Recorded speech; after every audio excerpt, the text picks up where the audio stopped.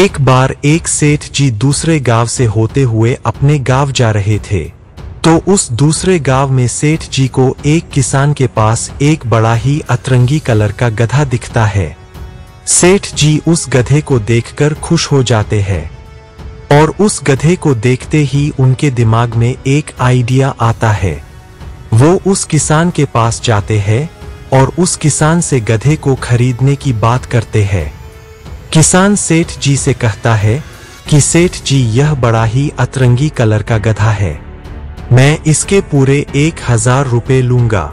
सेठ जी उस किसान से भाव करते हुए उस गधे को वह 500 रुपए में खरीद लेते हैं और गधे को लेकर अपने गांव चले जाते हैं।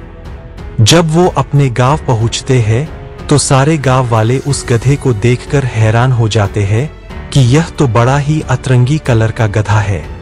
अब सेठ जी उस गधे को अपने घर के सामने बांध देते हैं और गांव वालों से कहते हैं कि मैं इस गधे पर लॉटरी लगा रहा हूं। लॉटरी की प्राइस है सिर्फ 50। जो भी लॉटरी जीतेगा वह 50 रुपए में इस अतरंगी कलर वाले गधे को अपने साथ लेकर जाएंगे। अब उस गांव में करीबन 1000 लोग रहते थे। सभी ने 5050 की लॉटरी खरीद ली और सेठ जी की झोली में 50,000 रुपए आ गए। अब गांव वालों में से एक आदमी जो है वह लॉटरी जीत जाता है और जब वो गधे को ले जाने के लिए सेठ जी के पास आता है तो सेठ जी उससे कहते हैं कि देखो, गधा तो अभी बहुत ही बीमार हो चुका है और कभी भी मर सकता है और इसमें तुम्हारा ही नुकसान हो जाएगा।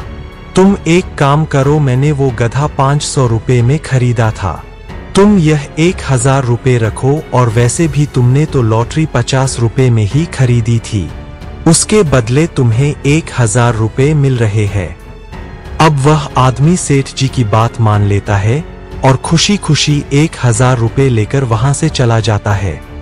अब यहाँ पर सेठ जी भी खुश, वो आदमी भी खुश और बाकी के गांव वाले भी खुश, यह सोचकर कि हमारे तो 50 रुपए ही गए हैं।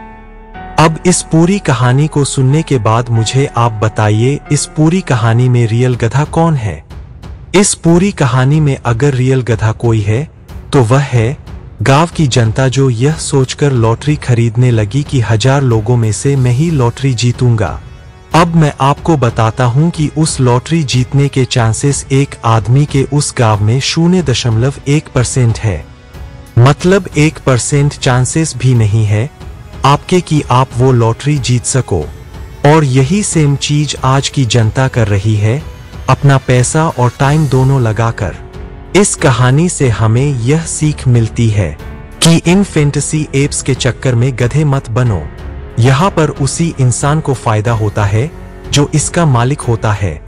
अगर आप अपने लक की वजह से कभी इन एप्स में जीत भी गए होंगे तो यह सोचना कि आपने इन एप्स में कितना पैसा गवाया भी है और साथ ही साथ अपना टाइम भी गवाया है।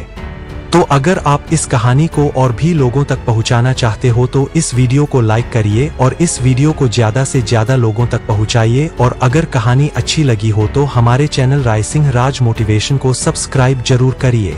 मिलता हूं मैं अगली बार इसी तरह की कहानी के साथ, तो सब्र करो।